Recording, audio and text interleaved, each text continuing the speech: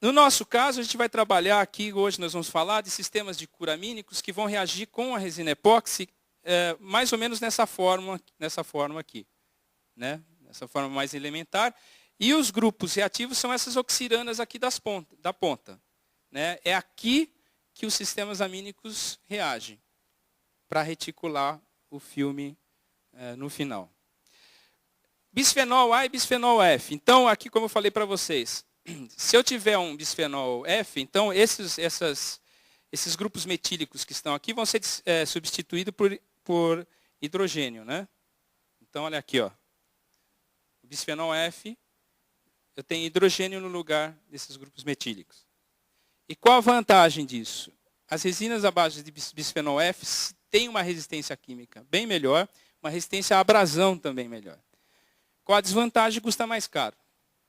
Aliás, é bem mais caro.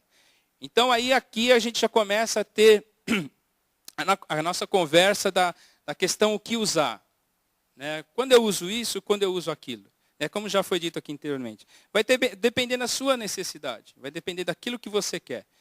De repente, numa determinada aplicação, vale a pena, evidentemente, usar bisfenol F, tanto é que ela é produzida até hoje.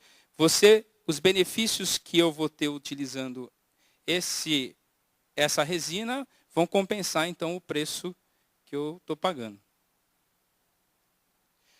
Então, aqui, essa tabelinha, a gente pode visualizar de maneira um pouquinho melhor. Aqui eu tenho, então, o grupo oxirana, né, do epóxi, e aqui eu tenho oxirana mais a hidroxila. Então, a gente percebe aqui que a partir de até um tipo 1, essa designação tipo 0, tipo 1, tipo 2, é uma coisa que se popularizou na designação de sistemas epóxi e está relacionado basicamente com o peso molecular. Então, essas tipos, o que se chama aí de tipo 0 e tipo 1, a tipo 0 é epóxi líquida, né?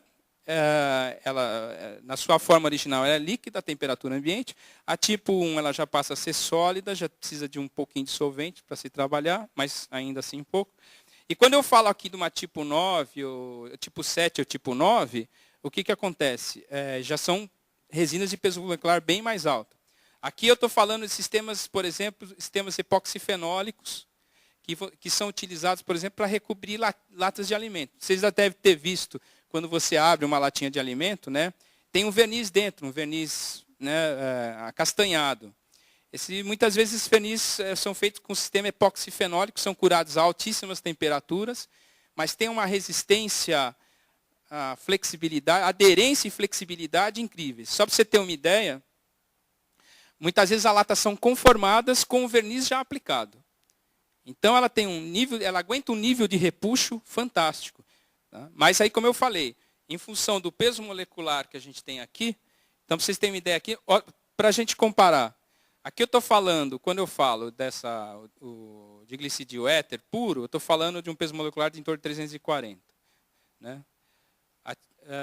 Tipo 1 aqui, em torno de 900. Aqui, quando eu chego nesse nível de resina, eu estou com um peso molecular de 9.000. Né? O que se usa no mercado hoje não é o diglicidil éter puro, como está aqui. Na verdade, ele é uma mistura, você tem aquela molécula básica que eu mostrei, mas ela avança um pouquinho. Na verdade, você tem uma mistura de tudo isso e tem um peso molecular em torno de 380. E o EW, que é o equivalente epóxi, é o equivalente. Então, como eu estou falando que eu tenho dois grupos, esses dois grupos oxiranas aqui, eu divido o peso molecular por 2 e tenho um equivalente aqui. Certo? E esse aqui é o equivalente epóxi médio das resinas líquidas, 186, 190. Tá? Alguém tem uma dúvida sobre esse quadro? Se quiser aproveitar e perguntar agora, pode ficar à vontade. Muito bem. Então, como eu disse, hoje nós vamos falar aqui sobre agentes de curas amínicos para esses sistemas epóxi. Existem outros tipos também de agentes de cura.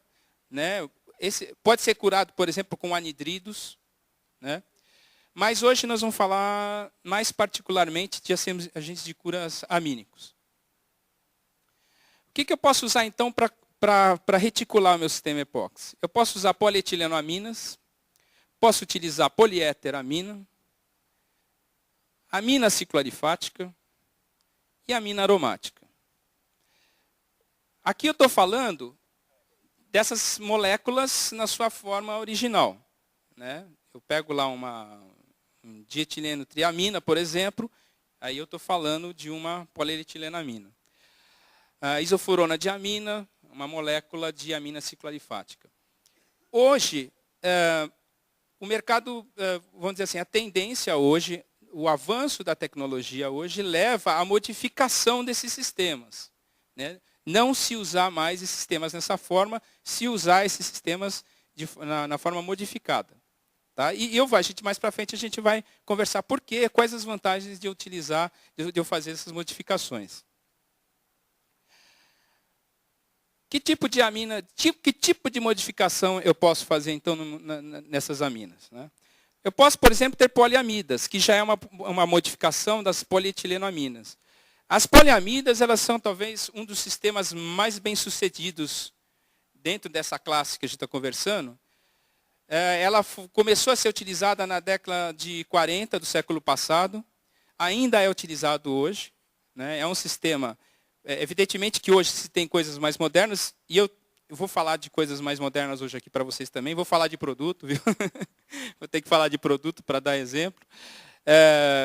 Mas para mostrar para vocês justamente para onde vai essa tecnologia, né? O que tem de novo, mas sempre frisando o seguinte, todos os sistemas eles têm vantagens e desvantagens e depende muito de onde você vai usar. Né? Então, esses sistemas poliamidas, por exemplo, hoje a gente tem poliamidas, as poliamidas são modificadas ainda mais para dar melhores características, mas ainda se usa as poliamidas convencionais em muitas aplicações sem problema nenhum.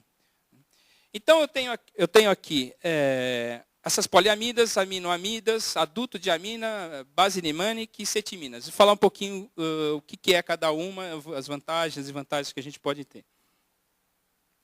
Além disso, né, além de você fazer essas modificações químicas, vamos dizer assim, quando eu formulo hoje um agente de cura, eu posso colocar outras coisas lá. Por exemplo, posso colocar plastificante, aceleradores.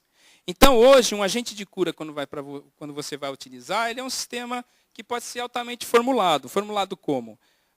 Mudando quimicamente as moléculas primárias, né, vamos chamar assim, né, e também adicionando alguma coisa ali para eu ter uma característica que eu desejo.